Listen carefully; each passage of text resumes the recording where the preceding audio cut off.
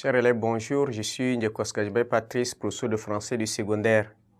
Bienvenue à la suite de notre cours sur l'œuvre République à vendre, Isaac Dambé, auteur engagé, dans le cadre du thème l'engagement.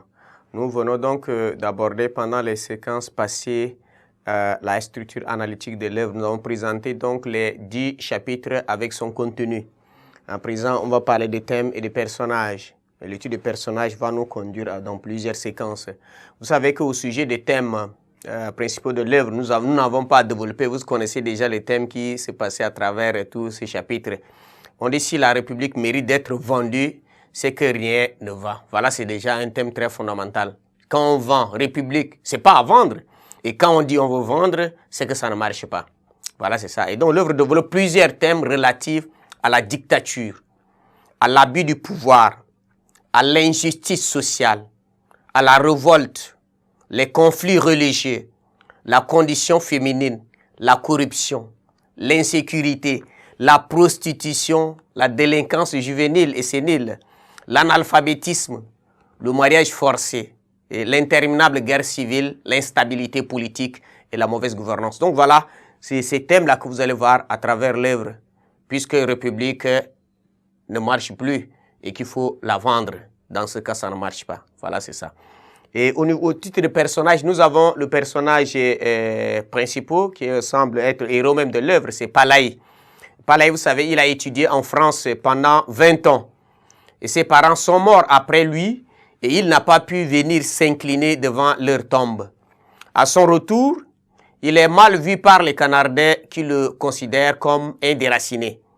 Non seulement parce ce manque à l'égard de la coutume, mais surtout parce qu'il prétend donner les leçons aux autres, d'où la protestation des Canardais. On dit, les gens qui reviennent d'Europe ont toujours la langue trop longue, ce sont des déracinés.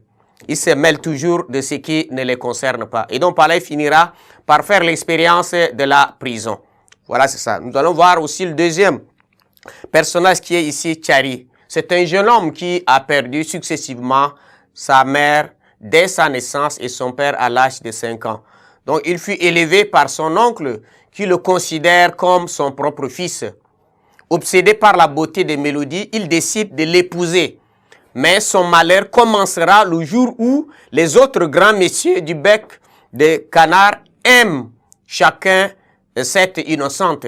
Ces grands et tout-puissants, ce sont le commandant Mazout, le commissaire et le juge. Tous les trois, ils aimaient Mélodie. Donc, en effet, le commandant Mazout parvient à épouser Mélodie contre son avis, mais plutôt par l'accord des parents de cette dernière. Or, comme on peut constater, l'amour vrai se moque du matériel. Quoique marié à Mazout, un homme riche et redoutable, Mélodie gardera toujours ses liens amoureux donc avec Tchari. C'est ainsi qu'elle coquifie le commandant en se retrouvant régulièrement sur le lit de Tchari. Et donc, vous savez, les enfants qui naîtront de cette infidélité-là ressembleront donc beaucoup plus l'autre à Tchari et excédé. Le commandant Mazout va donc répudier Mélodie. Voilà, c'est ça. Mais le bonheur ne va pas durer. Vous allez voir que le commandant va utiliser son pouvoir occulte, comme on l'a dit, pour pouvoir donc déstabiliser donc la famille. Et donc la situation qu'a connue Tchari ici rappelle celle de nombreuses personnes qui pullulent les prisons parce qu'une autorité n'étant pas maîtresse de son pantalon les déteste à mort pour avoir convoité la même femme qu'elle. Donc en réalité, une autorité coureuse de jupons sème plus souvent la désolation au sein de ses administrés. Et donc, ce qui dénote une plaie béante de notre administration dans une certaine Afrique. Donc voilà, c'est ça la situation de Tchari. Ici, nous renvoie, et de Palaï, nous renvoie à bien des situations. Vous savez que dans notre société tchadienne, lorsque des personnes qui sont bien éveillées ou qui viennent d'ailleurs, ils sont toujours mal vus dans leur société puisqu'il faut ramper à contre-courant. Ils ne veulent pas. Il faut être comme eux. Et quand quelqu'un cherche à donner des éclairs, à être un éclaireur, il est mal vu. Comme on dit, le rôle des sages est dangereux parmi les fous.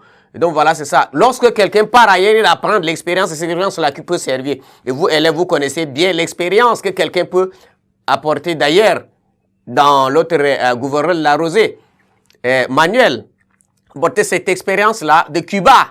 Et il a mis au service de la population. C'est lui qui a fait l'unité de la population et celui qui a uni la population pour aller à la recherche d'une source d'eau. Donc voilà, quand quelqu'un part ailleurs, il s'est moulé à un certain nombre d'expériences qui permettra à aider, mais ce n'est pas le cas de Palais ici. Donc ça nous renvoie dans bien des situations qui se passent dans notre société. Merci de votre attention.